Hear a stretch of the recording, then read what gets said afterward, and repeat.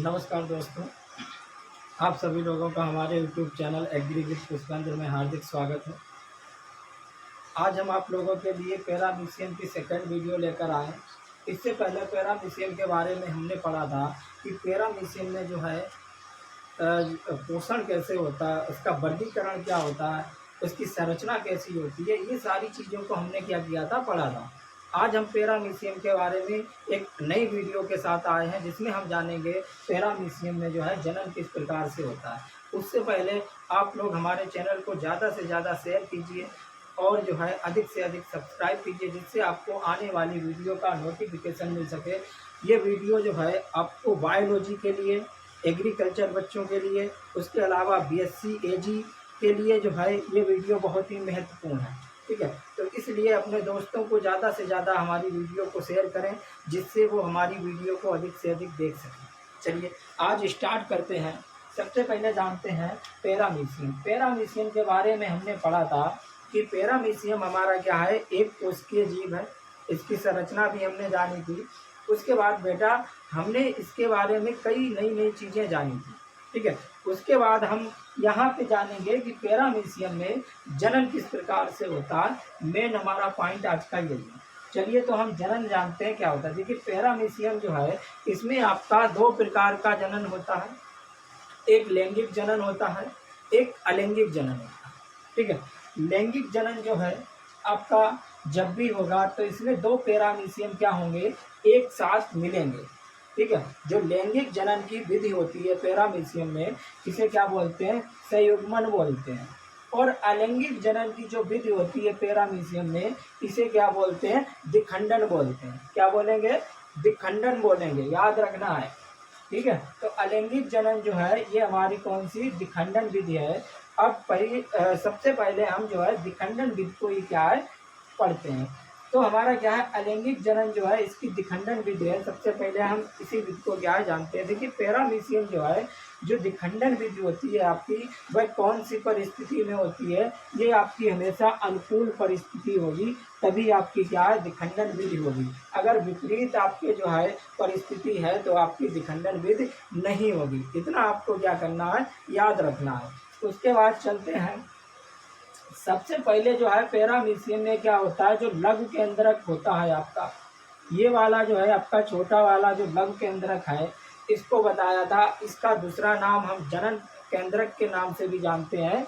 और जो बड़ा वाला होता है सेम के बीज के आकार का गुरु केंद्रक, इसको हम जो है वर्धी केंद्रक के नाम से भी क्या है जानते थे। ये भी हमने पढ़ा था कि लघु केंद्रक के द्वारा ही क्या है आपका गुरु केंद्रक का निर्माण होता है। ठीक है, तो यहाँ पे सबसे पहले आपका जो लघु केंद्रक है यही क्या करेगा, आपका सूत्री विभाजन के द्वारा विभाजित हो जाएगा। और विभाजित होने के बाद एक ऊपर सिरे पे, एक नीचे सिरे पे क्या है, अलग अलग सिरों पे चला जाएगा। ठीक है, उसके बाद क्या होगा, उसके बाद गुरु केंद्रक असूत्री विभाजन द्वारा लंबा होकर विभाजित हो जाएगा। उसके बाद जो है आपका जो गुरु केंद्रक था ये वाला, ये क्या करेगा, ये पहले तो लंबा हो जाएगा, इस प्रकार का आपका लंबा हो जाएगा। लंबा होने के बाद ये क्या होगा, असूत्री विभाजन के द्वारा जो है अलग अलग हो जाएगा, विभाजित हो जाएगा। उसके बाद इसी समय पैरामीशियम में सकुंचन दिखाई देता है। सकुंचन का मतलब है कि जो पैरामीशियम होता है, इसी समय इसके जो शरीर होता है, शरीर पे आपके क्या हो जाएगा, शरीर पे ये आपको दिख रहे खाई जैसे, इसको आप चाहे खाई बोल लीजिए, चाहे इसको जो है सकुंचन बोल लीजिए, एक ही बात है। ये आपके क्या होते हैं, खाई या सकुंचन जो है बन जाते हैं। और यहीं से आपका पैरामीशियम क्या होता है, अलग अलग दो भागों में बढ़ जाता है। बाद में जो है आपका पैरामीशियम यहीं से क्या होता है, दो अलग अलग भागों में बट करके पुत्री जंतुक क्या करता है, बना देता है। दो पुत्री जंतुक में बढ़ जाता है। अगर सीधी सी बात कहें, द्विखंडन, दी मीन्स दो, दी मीन्स आपका क्या हो गया, दी मीन्स आपका जो है दो हो गया। और खंडन मीन्स आपका क्या हो गया, खंड या भाग, क्या, खंड या भाग। यानी कि जब अमीबा दो खंडों में बट जाता है तो यही क्रिया हमारी क्या कहलाती है, दिखंडन। सॉरी, जब अमीबा नहीं, पैरामीशियम हमारा 2 खंडों में बढ़ जाता है, तो यही क्रिया हमारी क्या कहलाती है, विखंडन। चाहे पैरामीशियम हो चाहे अमीबा हो, अमीबा में भी तो आपका विखंडन होता है, कोई दिक्कत नहीं है। तो हमारा क्या है, जो 2 खंडों में ये बंटने की क्या है, क्रिया है। विखंडन का मतलब 2 भागों में बढ़ जाना। तो ठीक इसी प्रकार से अमीबा हमारा, पैरामीशियम हमारा क्या होता है, 2 भागों में बढ़ जाता है। अब पैरामीशियम तुमको इतना पढ़ाया कि पैरामीशियम याद रहता है, क्या करें, ठीक है। अब ये हमारा क्या है, ये समय जो है, ये जो क्रिया होती है इसमें लगभग आपका 2 घंटे का समय लगता है। मतलब जो विखंडन की क्रिया होती है इसमें आपका 2 घंटे का समय लगता है। उसके बाद है लगभग आपका 22 से 24 घंटे बाद आपका क्या है, विखंडन होता है। पैरामीशियम में लगभग आपका 22 से 24 घंटे के बाद क्या होगा, विखंडन की क्रिया होगी। लगभग जो है 200 पीढ़ियों तक ये क्रिया चलती है। ये आपकी जो क्रिया है कब तक चलती है, लगभग 200 पीढ़ियों तक चलती है ये क्रिया। और 200 पीढ़ियों के बाद क्या होता है, 200 पीढ़ियों के बाद ये क्रिया जब क्या होती है, कहीं ना कहीं प्रभावित होती है, या पैरामीशियम विखंडन करने योग्य नहीं होता है, तो इस क्रिया के बाद पैरामीशियम क्या करता है, पैरामीशियम जो है आपका संयुग्मन करता है। क्या करता है, आपका संयुग्मन करता है। और संयुग्मन की क्रिया जो होती है आपकी, संयुग्मन क्रिया के द्वारा 2 पैरामीशियम आपस में क्या करते हैं, मिलते हैं, ठीक है। तो यही आपका क्या है, पहले ये आपका विखंडन चलेगा। जब विखंडन क्रिया 200 पीढ़ियों तक चलती है और विखंडन क्रिया से जो है आपके ये प्रभावित हो जाते हैं, तो प्रभावित होने के बाद ये आपस में संयुग्मन क्रिया करते हैं। और संयुग्मन जो क्रिया होती है ये हमारा कैसा होता है, लैंगिक जनन के द्वारा होता है। तो अब हम क्या पढ़ेंगे, लैंगिक जनन पढ़ेंगे, संयुग्मन को। चलिए,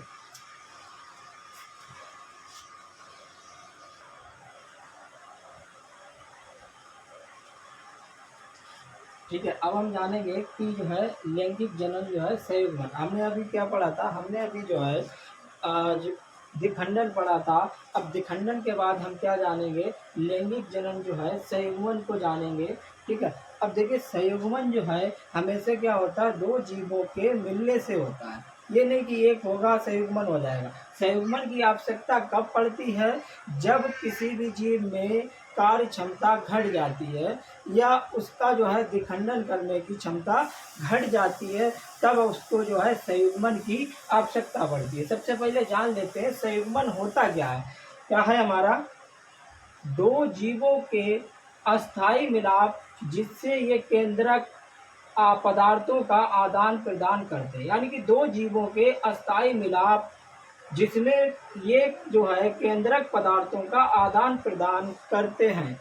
इसका मतलब है कि 2 जीव क्या होते हैं, आपस में मिलते हैं। अस्थाई मिलाप का मतलब है ये कुछ समय के लिए मिलते हैं, उसके बाद क्या है, अलग हो जाते हैं। ये नहीं कि एक साथ मिल गए तो हमेशा के लिए मिले हुए रहेंगे, ठीक है। अब ये क्या है, अस्थाई का मतलब मिलने के बाद अलग हो जाएंगे। हाँ सही कह रहा हो, जैसे तुम्हारी पप्पू की शादी हो जाए, अब शादी होने के बाद आप भाई क्या करोगे, आपका मिलाप अस्थाई होगा या जो है स्थाई होगा। हाँ कैसे दांत फाड़ रहा है देख लो। तो आपका कैसा हो जाएगा, स्थाई। भाई आपके साथ में ही रहेंगे तो कैसा हो जाएगा, स्थाई हो जाएगा, ठीक है। तो यही चीज है आपका, क्या स्थाई हो जाएगा। तो अब जो है अस्थाई का मतलब कुछ समय के लिए मिलना, ठीक है। उसके बाद क्या करते हैं, इससे नई शक्ति प्राप्त होती है। ये मिलते क्यों हैं, अपने नई शक्ति को जो है प्राप्त करने के लिए। ये जैसे मिलने के बाद जब इन्हें नई शक्ति प्राप्त हो गई, तो नई शक्ति प्राप्त होने के बाद ये फिर से क्या करते हैं, विखंडन को चालू कर देते हैं। फिर से विखंडन क्रिया को चालू कर देते हैं, इतना याद रखना है, ठीक है। उसके बाद जो है क्या करते हैं, चिपके हुए स्थान पर अंतर्द्रव्य पुल का निर्माण हो जाता है। कहने का मतलब यह है, जहां से पैरामीशियम एक दूसरे के पास से चिपकते हैं, जहां से या जिस सतह से इनका मिलाप होता है, वहीं पे इनमें क्या होता है, अंतर्द्रव्य पुल का जो है निर्माण हो जाता है। और अंतर्द्रव्य पुल हमारा क्या है, एक आपका पैरामीशियम ये हो गया, एक पैरामीशियम ए हो गया। दोनों जो है मिले हैं तो ये सतह है, इसके बीच आपका अंतर द्रव्य पुल का निर्माण हो जाता है। और यहाँ का आपका जो जीव द्रव्य था वो क्या होता है, जब ये मिलते हैं तो उस स्थान का जीव द्रव्य धीरे धीरे सूखने लगता है। इनका जो है जीव द्रव्य धीरे धीरे सूख कर क्या करता है, वहाँ पे अंतर द्रव्य पुल का निर्माण कर देता है और उसी के द्वारा ये क्या होते हैं, एकदम जो है अच्छे तरीके से जुड़े हुए रहते हैं। उसके बाद है केंद्रक में जो है परिवर्तन आना शुरू हो जाता है। जब ये मिलते हैं, मिलने के बाद इनके केंद्रक में जो है परिवर्तन आना क्या होता है, स्टार्ट हो जाता है, शुरू हो जाता है। ठीक है। उसके बाद जो है लघु केंद्रक गुरु केंद्रक से दूर खिसक जाता है। गुरु केंद्रक टूटकर कोशिका द्रव में मिल जाता है। अब क्या होगा, अब इनमें जो लघु केंद्रक आपका था, क्या होगा, लघु केंद्रक गुरु केंद्रक से दूर खिसक जाता है।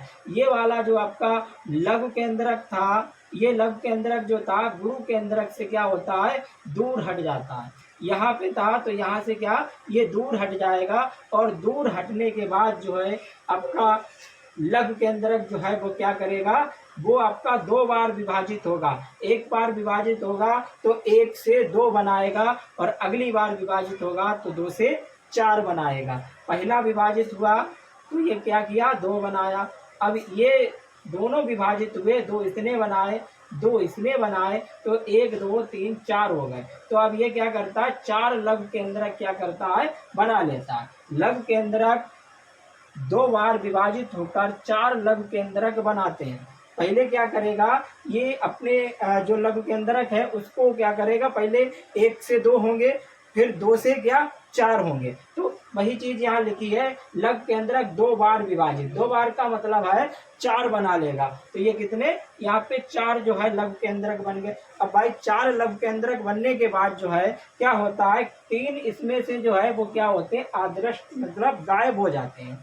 और जो चौथा होता है, ये 3 आपके हैं, ये क्या हुए, गायब हो गए। अब ये क्या बचा भाई, ये चौथा बचा। अब जो चौथा बचता है वो क्या करता है, विभाजित होकर नर पूर्वक केंद्रक क्या करेगा, छोटा नर पूर्वक केंद्रक और बड़ा मादा पूर्व केंद्रक का निर्माण करेगा। जो चौथा बचेगा वो क्या करेगा, वो फिर से विभाजित हो जाएगा 2 में, और 2 में विभाजित होने के बाद जैसे एक ये है, ये 2 में क्या होगा, विभाजित हो जाएगा। अब यहाँ पे जो 1 बनेगा, ये इसका क्या बनेगा, मादा, और 1 बनेगा ये आपका नर, यानी कि 1 मादा पूर्व केंद्रक बनेगा और 1 आपका नर पूर्व केंद्रक बनेगा विभाजित होने के बाद।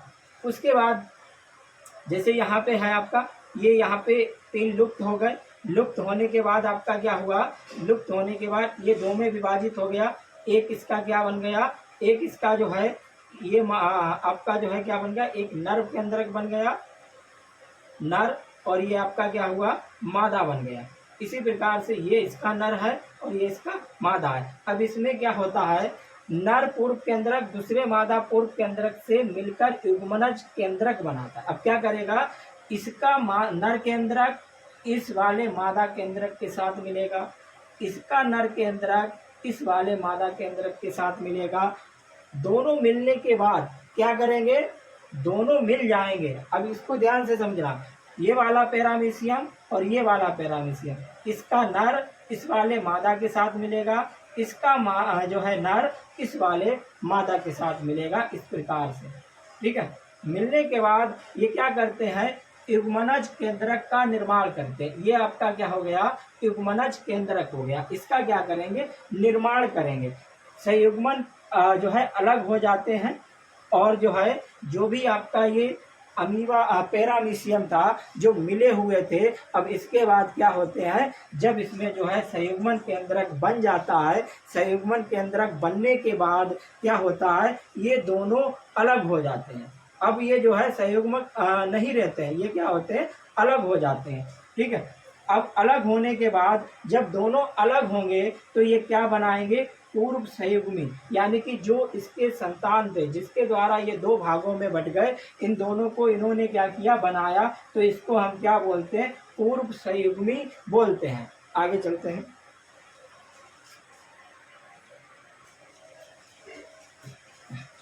ठीक है। अब देखिए आगे क्या होता है, आगे हमारा जो है पूर्व संयुग्मी, यानी कि ये जो था ये आपका अलग हो गया, अलग होने के बाद दो पूर्व संयुग्मी में बट गया। अब क्या होता है, अब आपका जो है संयुग्मी का युग्मनज केंद्रक 3 बार विभाजित होकर 8 बराबर जो है एक केंद्रक बनाता है। अब इसका जो है जो संयुग्मी है क्या करेगा, विभाजित होकर कितने बार होगा, 3 बार। पहली बार हुआ 2 बनाया, दूसरी बार 4 बनाया, अब अगली बार क्या बनाएगा, 8 बनाएगा। 1 2 3, यानी कि तीसरी बार में 8 बनाएगा। एक बार विभाजित हुआ, दूसरी बार हुआ, तीसरी बार। वही चीज है कि 3 बार विभाजित होकर क्या करता है, 8 बराबर के केंद्रक बनाता है। तो इसी प्रकार से पहली बार हुआ 4 बनाए, उसके बाद विभाजित हुआ 8 बनाए, 8 बराबर केंद्रक क्या करता है, बनाता है। बनाने के बाद 4 गुरु केंद्रक क्या होते हैं, 4 गुरु केंद्रक जो है 8 बनेंगे, इसमें से 4 गुरु केंद्रक होंगे और शेष 4 में क्या 3 क्या होते हैं, अदृष्ट, यानी कि गायब हो जाते हैं। जो भी आपके 8 बनेंगे, 8 में 8 बनेंगे आपके, 8 में 4 क्या हो जाएंगे, गुरु केंद्रक हो जाएंगे और 4 में से 3 आपके क्या होंगे, गायब हो जाएंगे। बचेगा कितना, 1। ठीक है। और उसके बाद जो चौथा बचता है ये विभाजित होकर क्या करता है, 2 1 है, ये विभाजित होकर 2 लघु केंद्रक में क्या करता है, बढ़ जाता है। यहाँ पे देखिए आपका क्या था, ये वाला जो था गायब हो गया। यहाँ से 8 में से 2 ये आपके क्या हो गए, ये आपके 2, ये वाला 2 और 2 ये वाला, कितने आपके 4 जो है गुरु केंद्रक हो गए। उसके बाद शेष कितना बचा था, ये वाला बचा था, ये आपका विभाजित होकर क्या करेगा, 2 बना देगा, एक इधर एक इधर। ठीक है। अब ये इसने क्या किए, 2 बना दिए, एक इधर एक इधर, इसने लघु केंद्रक ने। अब लघु केंद्रक विभाजित होकर 2 भागों में बढ़ जाता है। जो लघु केंद्रक है ये विभाजित होकर के क्या है, 2 भागों में बढ़ जाता है, एक ये और एक ये। इसी प्रकार से एक ये इसका, एक इसका। अब ये पैरामीशियम आपके कितने भागों में, कुल मिला के 4 भागों में बढ़ गए और चारों भागों में आपका लघु केंद्रक, गुरु केंद्रक, लघु केंद्रक, गुरु केंद्रक, चारों में क्या है, चारों अमीली में पैरामीशियम में आपका लघु और गुरु केंद्रक पाया जाएगा। ठीक है। तो ये वाला जो विभाजन था ये हमारा संयुग्मी यानी कि लैंगिक विभाजन था। ये जो है आपका किस प्रकार से होता है, किस प्रकार से नहीं, आप अच्छे तरीके से जो है समझ रहे हैं। ये फिगर है, फिगर के थ्रू भी क्या है हम आसानी से समझ सकते हैं। ठीक है। तो ये वाला हमारा पैरामीशियम का था। इसके बाद हमारी नेक्स्ट वीडियो आएगी एस्केरिस यानी कि पेट का केचुआ, उसके ऊपर हमारी अगली वीडियो आएगी। और इसके बाद जो है मैथ की एक वीडियो आएगी।